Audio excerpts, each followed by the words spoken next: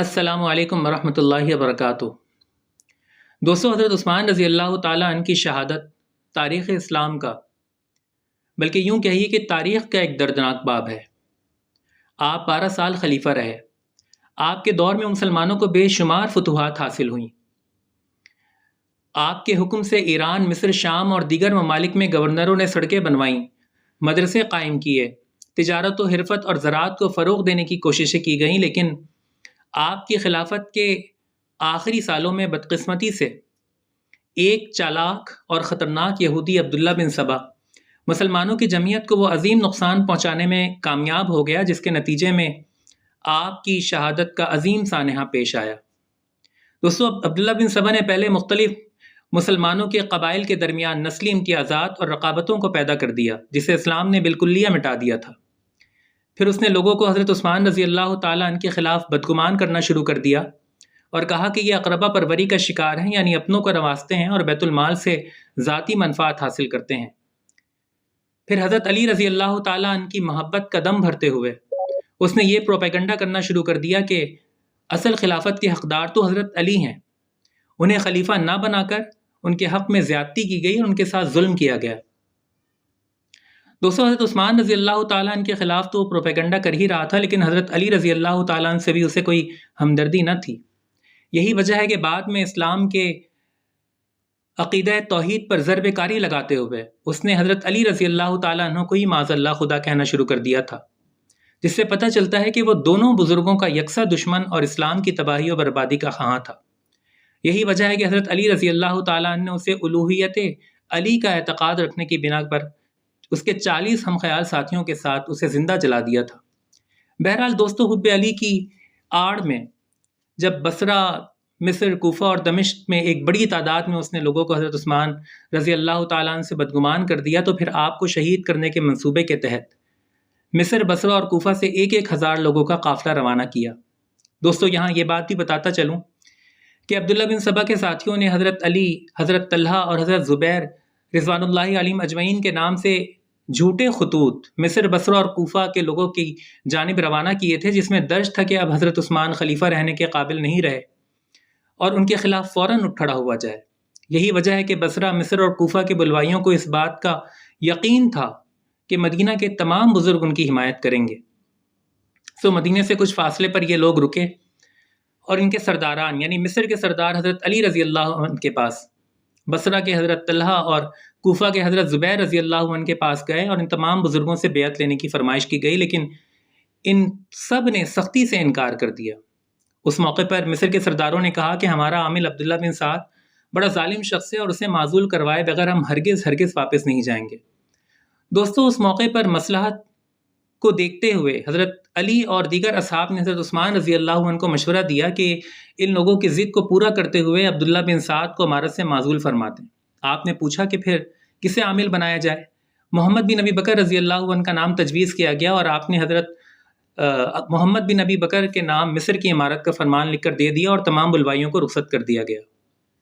لیکن دوستو، آپ جانتے ہیں کہ بلوائیوں میں بہت تھوڑی تعداد ہی ایسی تھی جو صحابہ کرام کے نام سے جاری جھوٹے خطوط کے پروپیگنڈے کا شکار ہو کر حضرت عثمان کے خلاف کھڑی ہوئی تھی، لیکن اب بھی بلوائیوں کی ایک بہت بڑی تعداد ایسی موجود تھی جو عبداللہ بن سبا کے سازش اور پروپیگنڈے کا شکار ہو چکی تھی اور حضرت عثمان سے اس قدر بدگمان ہو چکی تھی کہ آپ کی جان لینے کے در پہ تھی۔ یہی وجہ ہے کہ ایک سوچے سمجھے منصوبے کے تحت تیسرے ہی روز تمام بلوائی مدینہ میں پھر داخل ہو گئے۔ حضرت علی رضی اللہ تعالیٰ نے حیران ہو کر پوچھا کہ تم لوگ تو واپس چلے گئے تھے، اب کیوں آ گئے؟ انہوں نے کہا کہ خلیفہ نے عبداللہ بن سعد کے نام اپنے غلام کو ایک خط کے ساتھ روانہ کیا تھا، جس میں تھا کہ جب یہ لوگ تمہارے پاس پہنچے تو ان سب کو قتل کر دیا جائے۔ حضرت علی رضی اللہ عنہ نے کہا کہ یہ تو تمہاری کوئی سازش معلوم ہوتی ہے اور واللہ تمہاری نیتیں نیک معلوم نہیں ہوتی۔ انہوں نے کہا اب تو جو کچھ بھی ہو جائے ہم اس خلیفہ کو ضرور قتل کریں گے۔ اور دوستو، پھر اس کے بعد جو کچھ ہوا وہ تاریخ کا ایک دردناک باب ہے کہ ذو النورین، ذو الہجرتین، زوج الابنتین، سید الاسقیاء اور محبوب مصطفیٰ کے گھر کا 40 روز تک محاصرہ کیا گیا۔ نوبت یہاں تک آ گئی کہ پانی کا جانا تک بند کر دیا گیا۔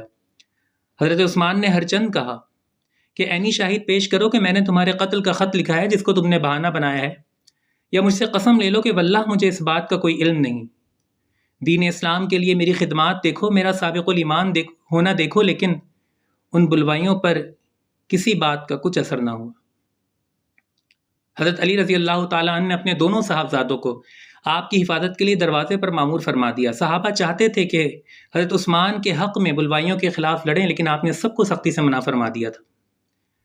دوستو یہاں یہ بھی بتاتا چلوں کہ حضرت امیر معاویہ چند دنوں قبل جب حضرت عثمان سے ملنے کے لیے آئے تھے تو اپنی فراست کے نتیجے میں پہلے ہی خطرے کو بھانپ گئے تھے۔ چنانچہ مدینہ سے رخصت ہوتے ہوئے انہوں نے حضرت عثمان سے کہا تھا کہ مجھے ڈر ہے کہ یہاں پر آپ پر حملہ نہ ہو جائے، سو آپ میرے ساتھ دمشق چلیں، وہاں آپ محفوظ ہوں گے۔